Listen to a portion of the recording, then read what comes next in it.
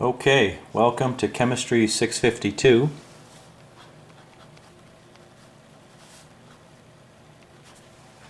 Organic Chemistry 2. And this is our second lecture. So this lecture, this video lecture, replaces the one that I would normally have given on Friday. Now last time when we were talking,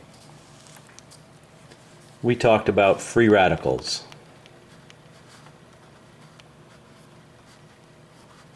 And I told you that you can actually call free radicals either free radicals or just radicals, or, since they have no charge, neutral free radicals. Whichever of those names you pick, free radicals look like this. We have a carbon atom, which is simultaneously bound to three other atoms, could be carbons, hydrogens, other things, and one unpaired electron right on the carbon. Because this carbon formally owns 4 electrons, one from each bond plus the unpaired electron, it's neutral, but it's still highly reactive, so we put brackets around it.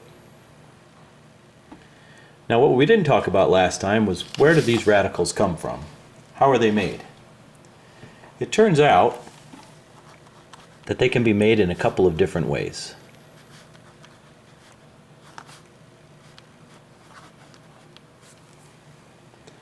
One way is through a reaction called thermolysis. Thermolysis means that you're breaking bonds, that's the isis part, using heat, that's the thermal part. Thermolysis, we're going to break or rupture bonds using heat.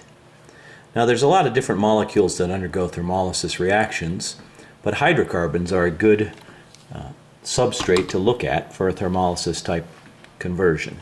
So for example, let's pick a very simple hydrocarbon. Let's pick good old ethane.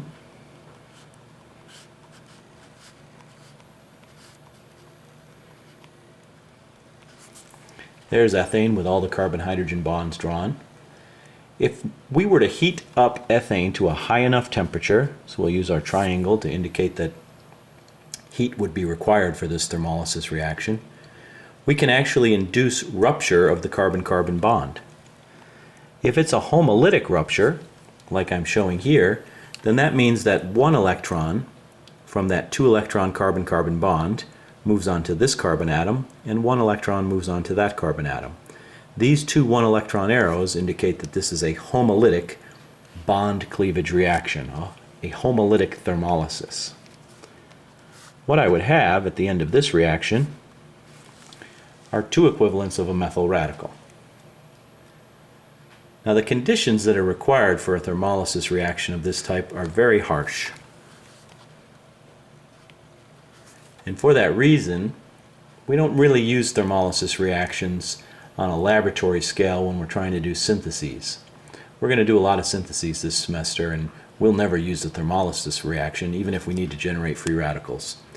But this is a particularly important reaction in the petrochemical industry, where you're trying to take larger hydrocarbons and break them into smaller hydrocarbons, which might be more useful to you. So thermolysis is one way, even if it's not a particularly practical way for us, it is one way to generate free radicals.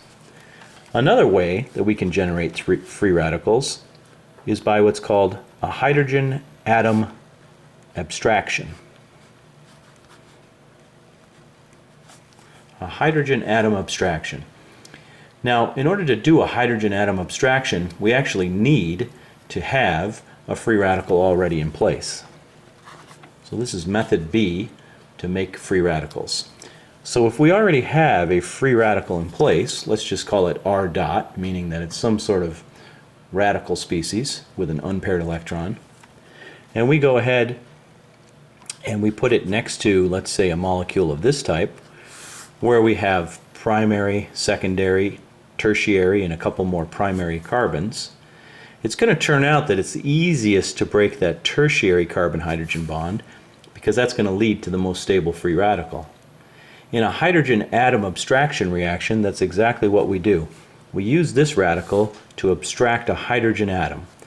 Once again, we're going to have to show one electron arrows. What I'm doing with this one electron arrow is I'm showing the formation of a new carbon-hydrogen bond. This radical is attacking that hydrogen atom. The carbon-hydrogen bond is split homolytically such that the hydrogen nucleus plus one electron joins forces with this radical over here to produce RH plus a new radical species. So this is a hydrogen atom abstraction reaction that I'm showing, and it requires the formation, or I should say the existence, of a preformed radical. Very similarly, radicals like to abstract halogen atoms.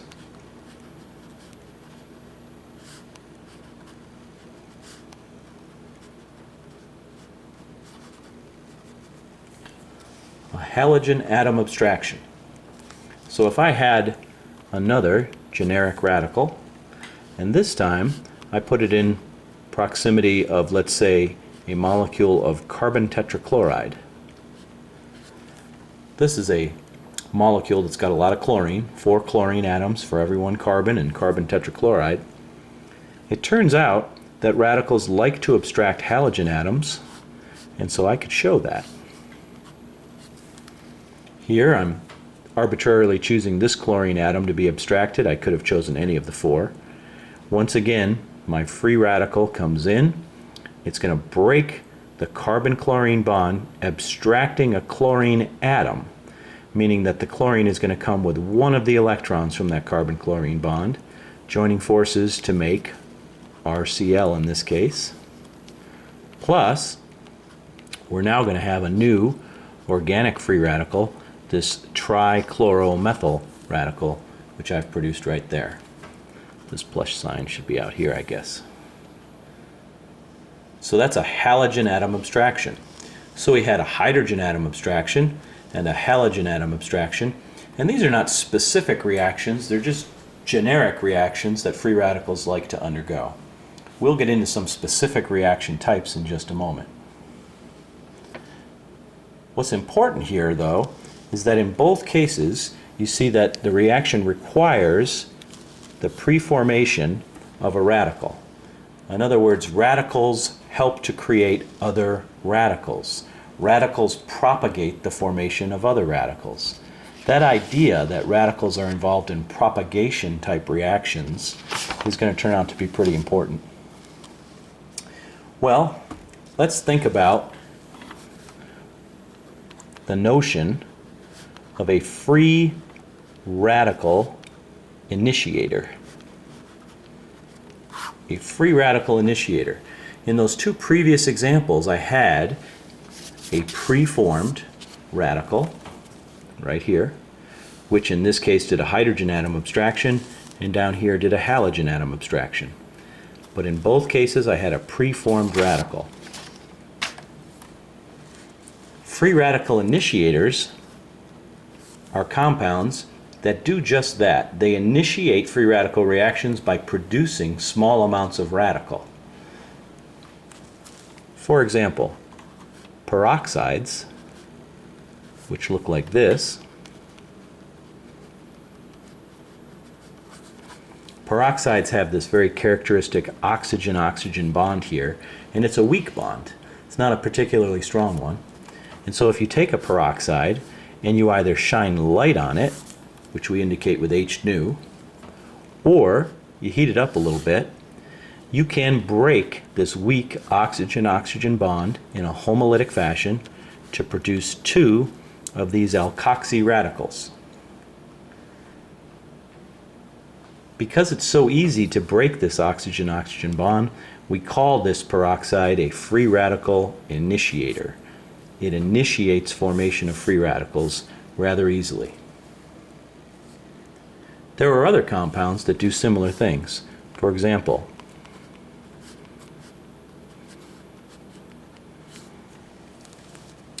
this is an azo compound, which it turns out, if you heat it up or shine light on it, we'll also produce free radicals. In this particular case, the driving force for the reaction is the formation of very stable nitrogen gas.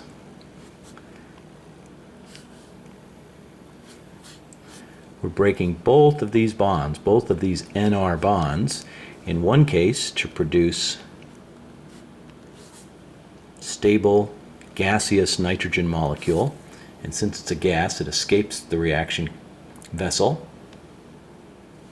Plus, at the same time, we would produce two organic radicals, these R dots. So we had up here an example of a free radical initiator that's called a peroxide, and down here we had an azo compound.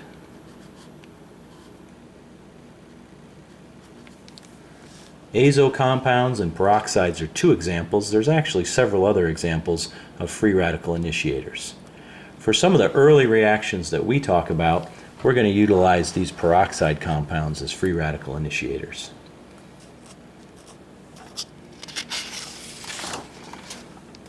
Well, now we're ready to talk about our first specific reaction type of free radical reactions. It's going to be called a free radical hydrobromination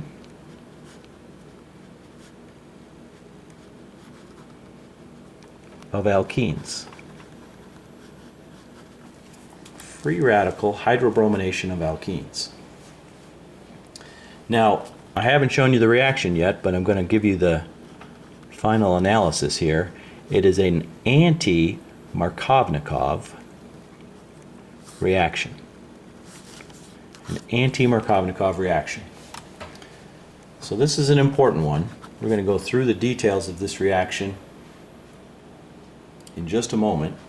But before we do, I want you to actually recall a very similar process. So this is a little bit of a take a step back time, and let's recall another reaction that we learned last semester, which was also a hydrobromination. Was not a free radical hydrobromination, it was just a standard hydrobromination reaction. So let's recall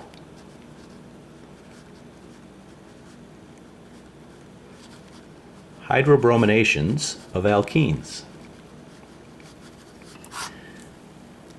Hydrobrominations of alkenes are not free radical reactions, as I mentioned. They are instead polar reactions. By polar reactions, I mean that they're going to involve polar intermediates, and in this case that means a carbocation. They're not going to involve free radical intermediates.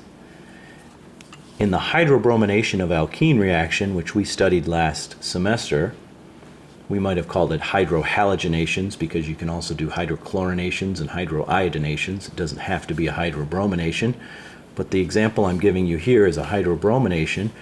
We're going to utilize these 2 pi electrons, and the way we're going to utilize them is we're going to protonate the pi bond using HBr. So we show, as always, our 2 electron arrow originating with the electrons and pointing to the electrophilic atom, which in this case is this proton. Now a proton is an H+, and we never really see H+ floating around in this solution, but we know that this hydrogen atom is delivered to the pi bond as H+. The second half of my arrow formalism indicates that. The 2 electrons of this hydrogen-bromine bond both kick onto bromine. So this hydrogen atom is indeed delivered to this pi bond as H+, even though you don't see it written as H+ here. So this is the correct arrow formalism, and what we know is that we have a primary carbon here and a tertiary carbon here. If we protonate at the primary carbon, meaning we're going to use these 2 pi electrons to prepare or create a new carbon-hydrogen bond right there at the primary carbon, that's going to give us the more highly substituted tertiary carbocation. So we're going to add hydrogen across the less substituted carbon.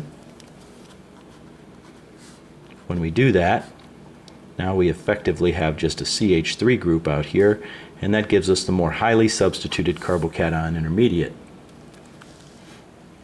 Now at the same time that we form the carbocation, we also produce the bromide anion. That's the other half of this arrow formalism right here. This is a Markovnikov reaction because we've added the hydrogen across the less substituted carbon. The bromine anion is a nucleophile, the carbocation is an electrophile, hence this is a polar reaction. This anion and this cation will react with one another in order to produce the final product, which is a tertiary butyl bromide. And notice that in this case I've not drawn out all the carbon-hydrogen bonds as I did before. It's just a methyl group like that one and that one, so I can show the 3 methyl groups right there. So this hydrobromination reaction of alkenes is a Markovnikov process. A Markovnikov reaction because the hydrogen has gone to the less substituted carbon and the bromine has gone to the more substituted carbon in our product. Back up here to our new reaction that we're about to study, free radical hydrobrominations of alkenes, and it will turn out to be anti-Markovnikov. It's going to be a different process. How does it happen? Well, it turns out that if you have a little bit of free radical initiator present, for example, that same old peroxide we talked about a minute ago, it's always a good idea to be a good electron accountant when you draw out your mechanisms. So I'm going to include all the lone pairs, even if I didn't do that before. This peroxide has this weak oxygen-oxygen bond, so if I heat it up or shine light on it, I can rupture in a homolytic fashion, so I'm back to using my 1 electron arrows here. I can rupture the oxygen-oxygen bond in a homolytic fashion to produce 2 equivalents of this alkoxy radical. Now this is my free radical initiator, so I'm not going to use very much of it. I'm just going to use a very small quantity of it. And then I'm going to put it in a solution that contains HBr. I'm going to either heat or shine that light on that solution. That's going to initiate free radicals, these alkoxy radicals. In these free radical reactions, you need to start the reaction by just producing a small concentration of free radicals at the very beginning. Once you produce this first free radical, as we saw a minute ago, free radicals like to produce other free radicals. So I'm going to take this alkoxy radical and think carefully, what is it likely to react with? Well, the thing that's present in reasonable concentration under these reaction conditions is HBr. This is a free radical hydrobromination, so it's safe to say that I've got a little bit of HBr, probably a fair amount of HBr floating around in solution. And that HBr has a hydrogen atom.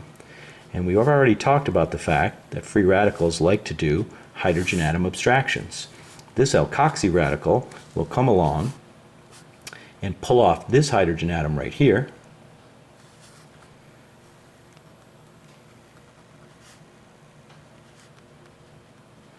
The other half of this arrow formalism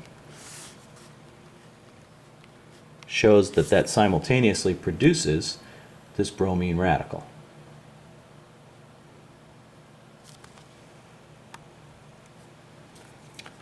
These 2 steps together would be what I could call an initiation reaction,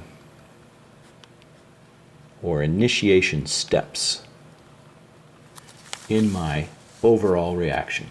Initiation steps. They're initiation steps because they're the ones that initiate a free radical reaction by producing the first few free radicals.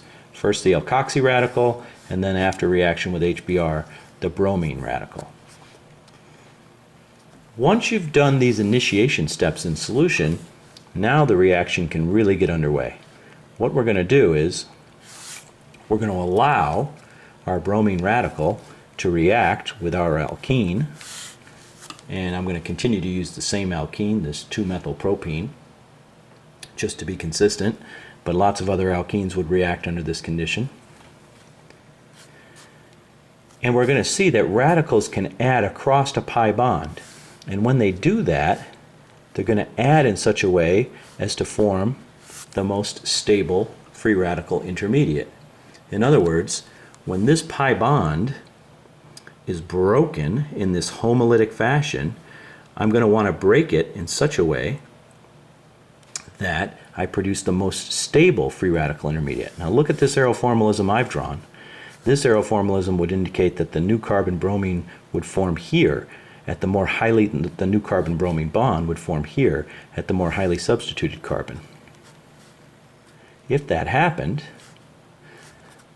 the other half of the arrow formalism indicates that I'd have an unpaired electron right there and a primary carbon.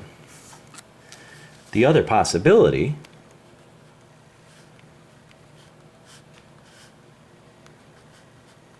is that I would instead form my new carbon-bromine bond out at the less substituted carbon.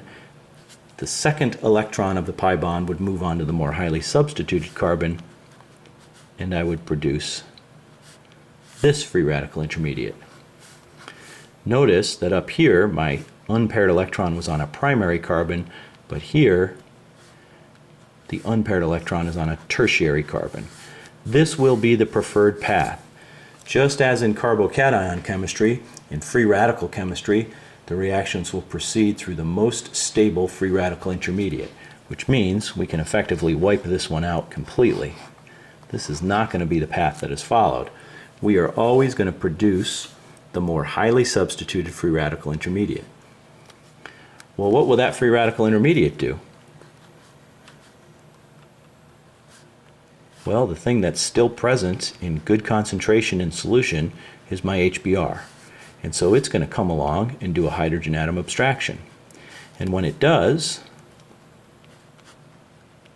I have now finished the hydrobromination of this alkene. I have also simultaneously reproduced a bromine free radical. Now this is significant because the product here, this hydrobromination product, has clearly added the bromine to the less substituted and the hydrogen to the more. That's an anti-Markovnikov hydrobromination pattern. But it's also just as significant that this bromine radical formed here can now loop back around and continue the reaction. This arrow right here, which is not a 2-electron arrow, it's more of a propagation arrow, is very important. When you're drawing out the mechanism, you want to always include this arrow because it demonstrates that the bromine radical, after it adds to the alkene, produces a new organic free radical which can abstract a hydrogen atom, regenerate the bromine radical, which then cycles around and starts the process all over again. This is called a chain reaction, a free radical chain reaction. It just keeps going over and over and over again. When you regenerate the bromine radical, it reacts with another equivalent of an alkene to produce another organic free radical, which abstracts another hydrogen atom off of HBr, producing another molecule of product and another equivalent of bromine radical, and round she goes. These steps just keep going over and over and over again until you eventually run out of alkene. At the point that you run out of alkene, these steps will slow down, but until then they just keep going around and around and around. We call these the propagation steps.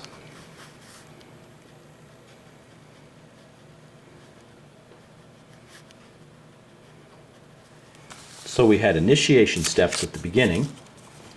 Those initiation steps were the ones that produced the first amount of free radical from hydrogen peroxide, and then eventually the first bromine free radical. That's the important one. Once that bromine free radical is formed, it can add across the pi bond to generate organic free radical, which then does a hydrogen atom abstraction with another HBr molecule, producing our first molecule of product and regenerating the bromine radical, which is now ready to cycle round and round and round. As I said, that will just keep going until eventually you run out of alkene. At the point that you run out of alkene, you start to get what are known as termination steps.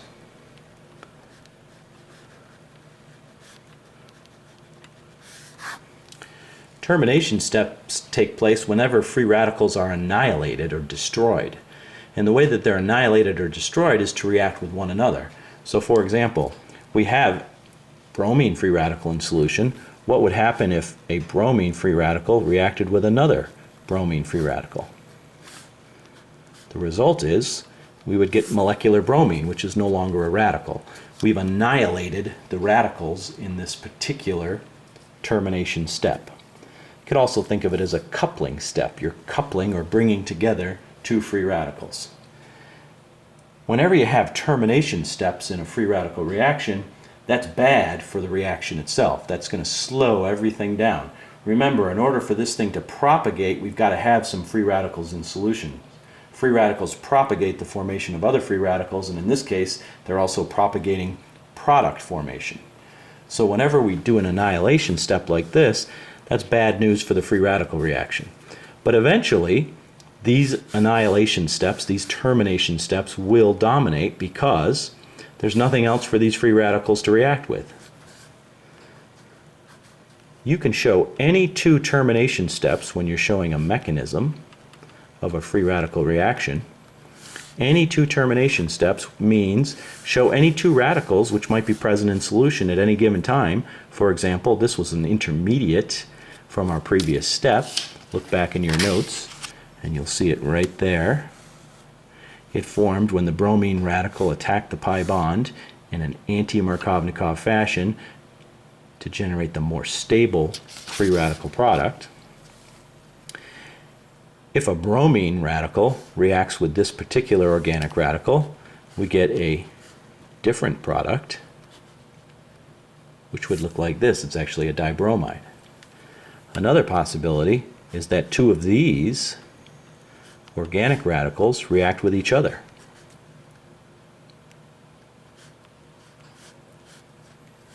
If that happens,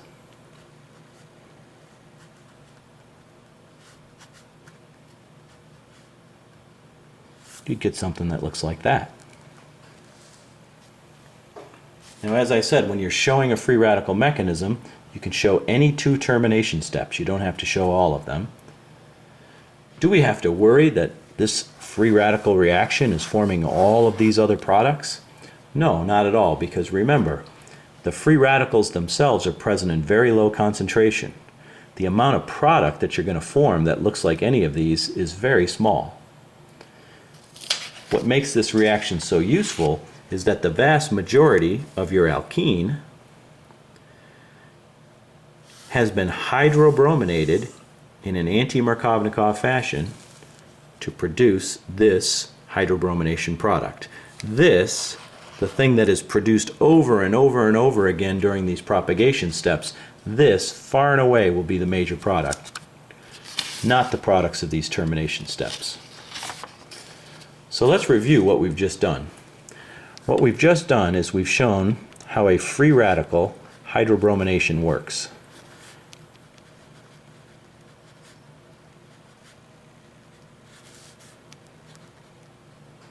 A free radical hydrobromination, and you've seen a very specific example. We took this alkene and we put it in a solution that contained peroxide as well as HBr, and we did it under conditions of either heat or light in order to initiate the first free radicals. And at the end of all that,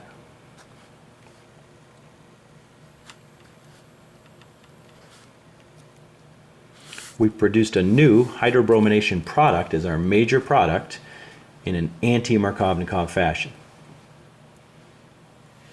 When we showed the mechanism, we broke the mechanism into 3 steps. Not so much 3 steps as we broke it into 3 parts. The first part of the mechanism was initiation. We had to initiate the formation of the free radical. The second part was propagation. Once we initiated formation of the first few free radicals, then we get to the business end of the mechanism where we're propagating around and around and around, producing all of this product. Finally, when the alkene is all consumed or nearly all consumed, this propagation reaction starts to slow down and suddenly termination steps become more important. even though there's very low concentration of free radicals in solution at any given time, if they can't react with the alkene because we've reduced the supply of it, we've consumed it all, producing this product over here, when we reach that point of the reaction, then the free radicals find themselves in these termination or annihilation steps. So as you draw a mechanism, you need an initiation step or two, propagation steps, and finally you need to show two termination steps. So I'm going to put in parentheses here, always show two termination steps.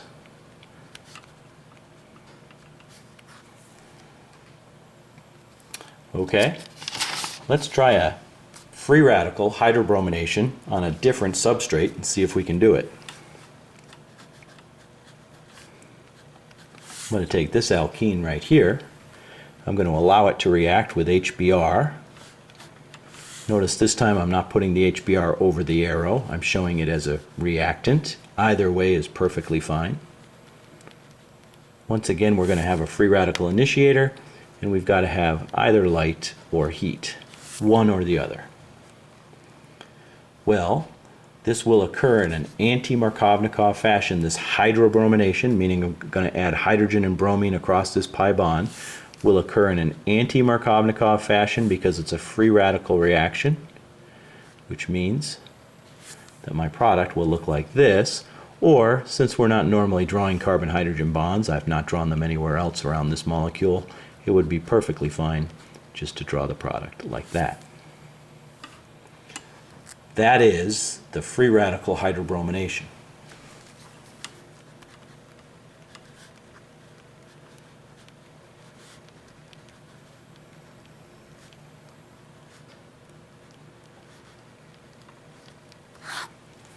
Free radical hydrobromination of this particular alkene gives this product right here.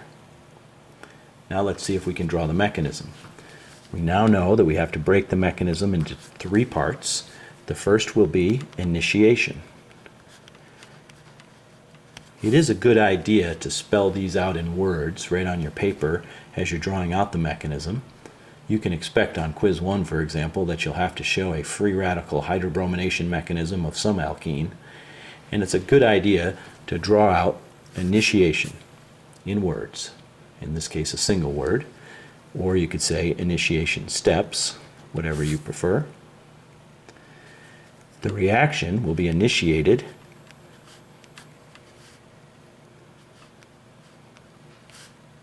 Guess I didn't leave enough room there to show that oxygen-oxygen bond. I hope you can see it.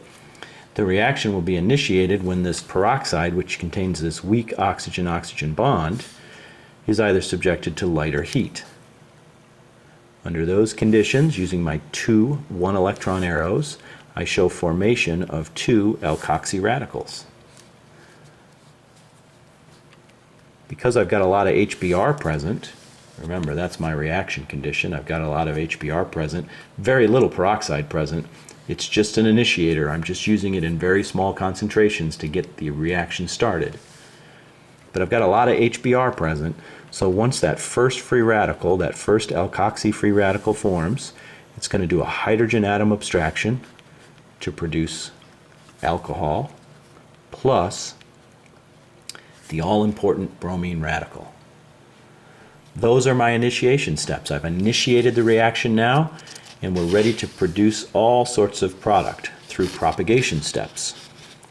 So here we go. Propagation steps.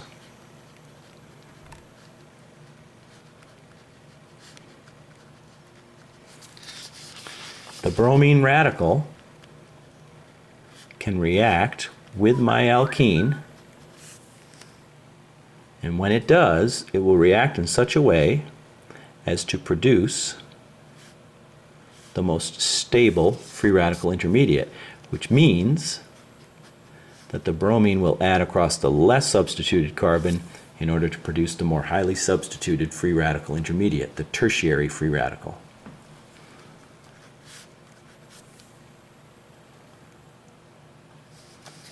What's that free radical going to do? Well, that free radical once formed, can react with HBr. There's still plenty of HBr around. It's going to do a hydrogen atom abstraction in order to add a hydrogen atom now across this tertiary carbon. The result is that I now have a neutral product, a neutral organic compound.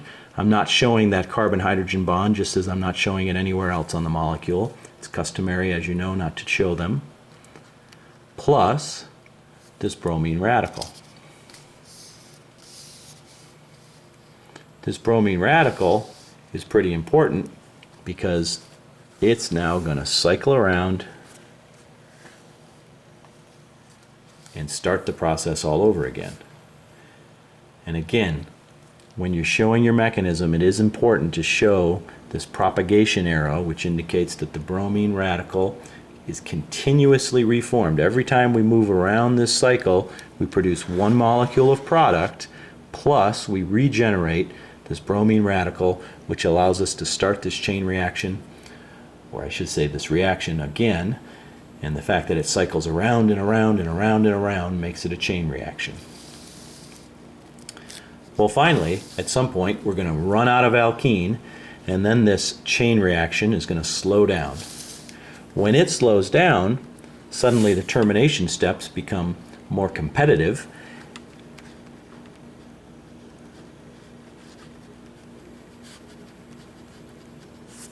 And so we want to show some of those termination steps, and again, you can show any two. So that just means grab any two radicals which might be present in solution and annihilate them by coupling them together.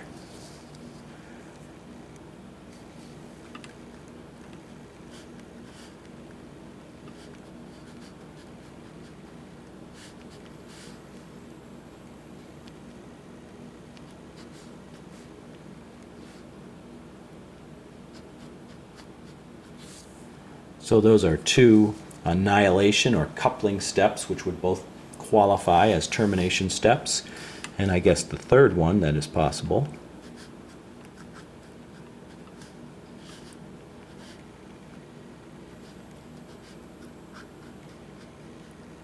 would be this one. This one's going to be harder to draw because these are such big organic radicals, but we'll give it a shot.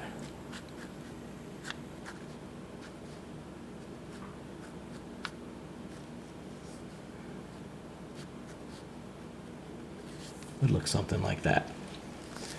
So again, any two of those termination steps is sufficient. You don't need to show all of them.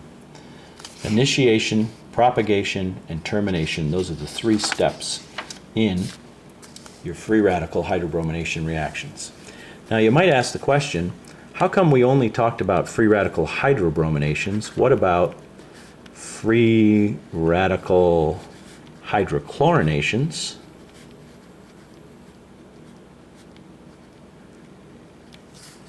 And what about free radical hydroiodinations? Hydrochlorinations and hydroiodinations worked when we were running polar reactions. So back in semester 1, we had hydrochlorinations of alkenes and hydroiodinations of alkenes, both Markovnikov processes. How come there's not free radical equivalents? Well, it turns out for different reasons, neither one of these reactions works very well. If we were to go through the mechanism of a free radical hydrochlorination or a free radical hydroiodination, it would look just like a free radical hydrobromination that we've already done.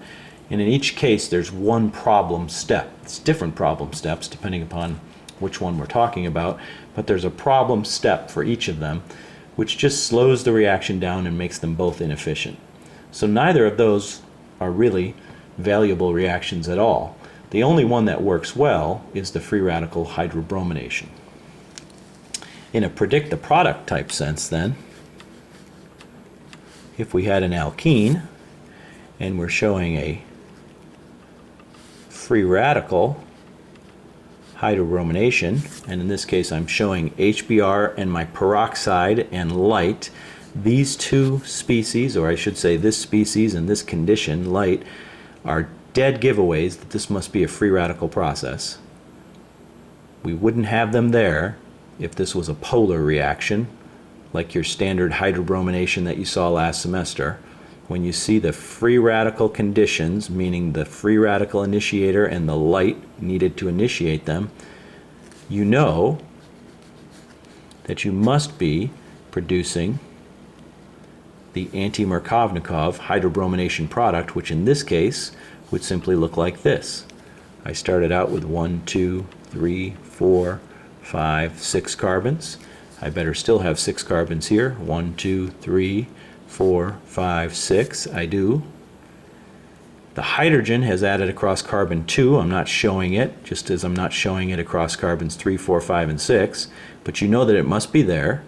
The hydrogen of HBr added across carbon 2, the more substituted carbon, and the bromine added across carbon 1, the less substituted carbon. So this is indeed an anti-Markovnikov hydrobromination.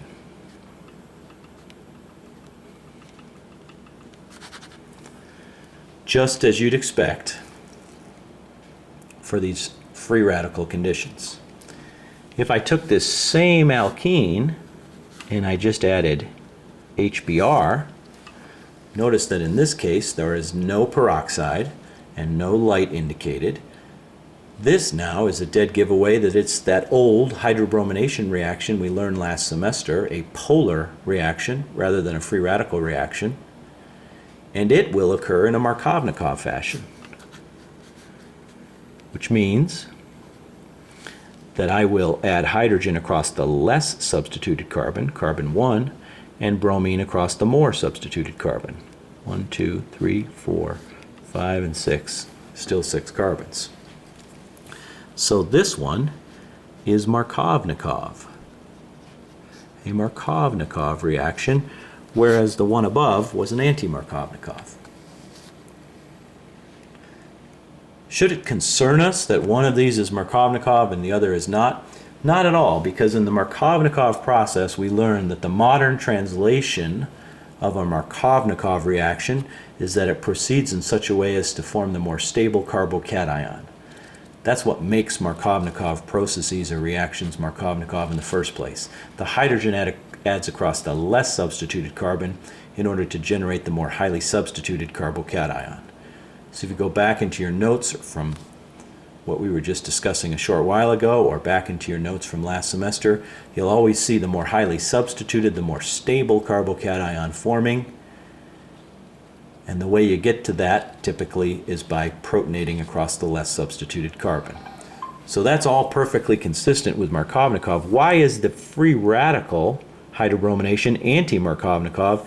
And as we just showed as we went through the mechanism, it's anti-Markovnikov because we want to form the most stable free radical intermediate, and that just naturally leads to an anti-Markovnikov reaction.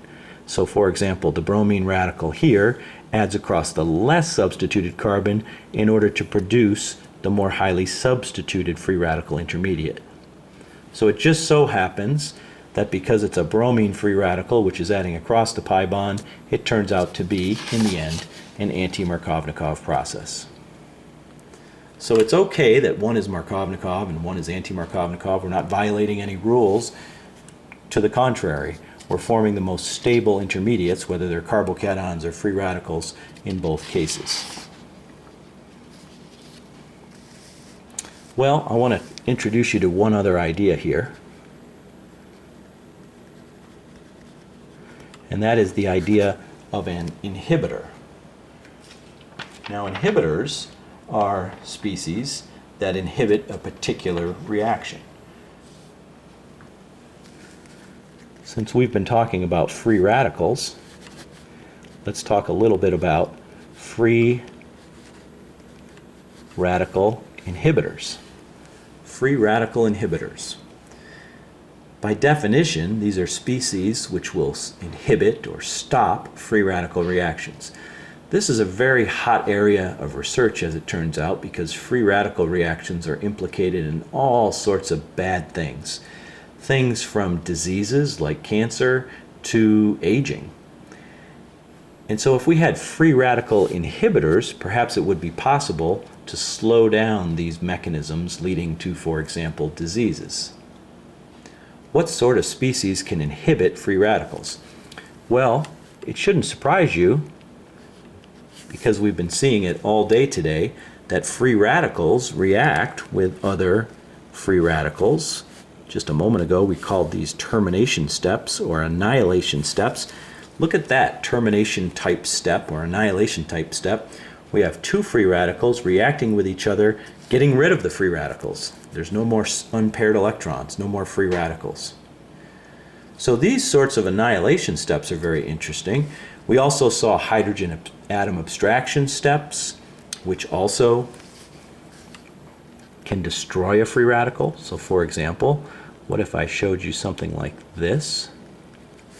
Here's an alcohol, and I'm going to react it with this free radical. This radical might be interested in abstracting a hydrogen atom, because that's what radicals like to do. We've seen examples of that today. That would in fact get rid of this free radical. When it abstracts a hydrogen atom, it's no longer a free radical. It does, however, produce a new free radical, and so you might argue, well, maybe that wasn't so beneficial after all, because it produces yet another radical species. Some inhibitors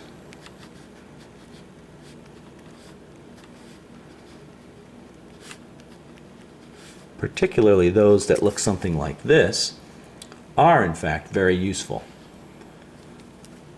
If you have some sort of an organic free radical, I'm just going to make one up here. Let's make this a tertiary butyl free radical species. This tertiary butyl free radical can do a hydrogen atom abstraction on this alcohol,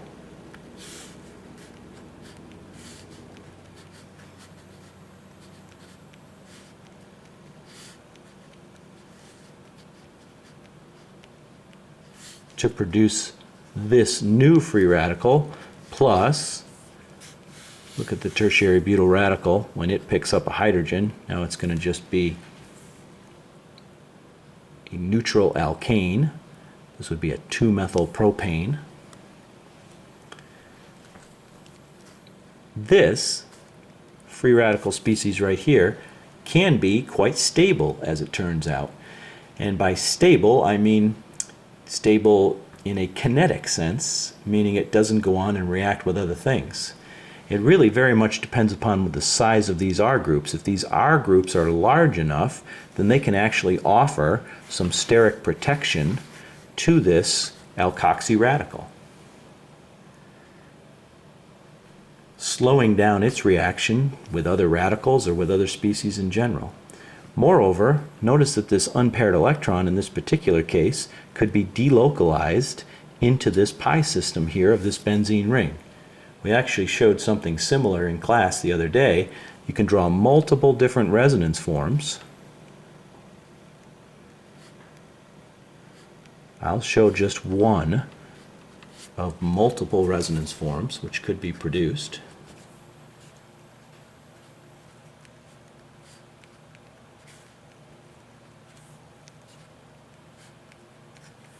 And we could go on and show more resonance forms, 2 more as it turns out.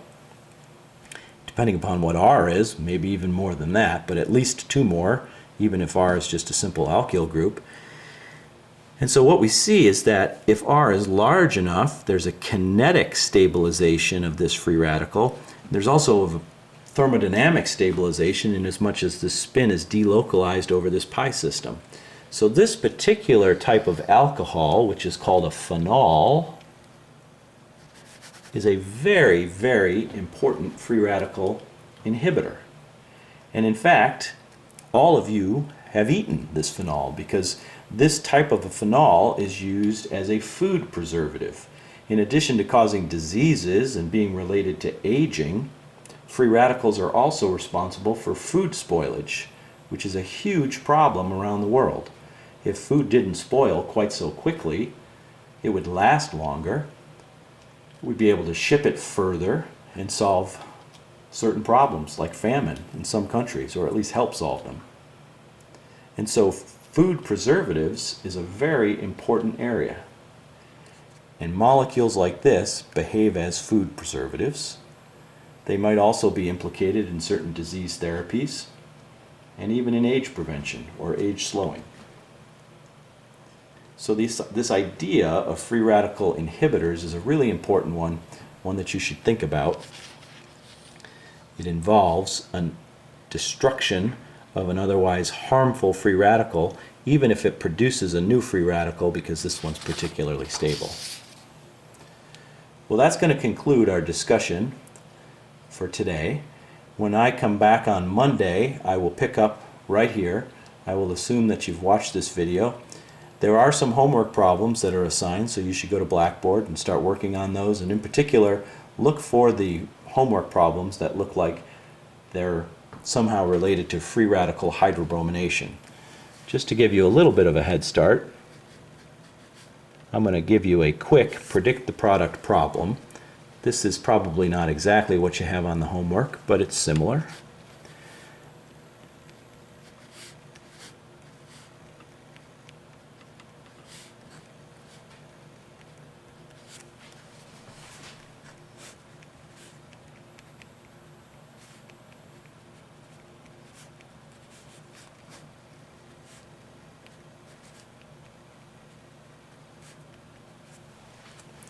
And so this particular predict the product problem, like all predict the product problems, has a reactant and then some reagents, and you've got to show the products of each of these reactions. So let's start over here. This is HCl. This is an alkene, obviously. There's no peroxide shown, no worries about free radical reactions. This is just a simple polar hydrochlorination. You're going to protonate across the less substituted carbon to form the more highly substituted carbocation. That's where the chloride anion will add, and the final product of this particular hydrochlorination will look like that.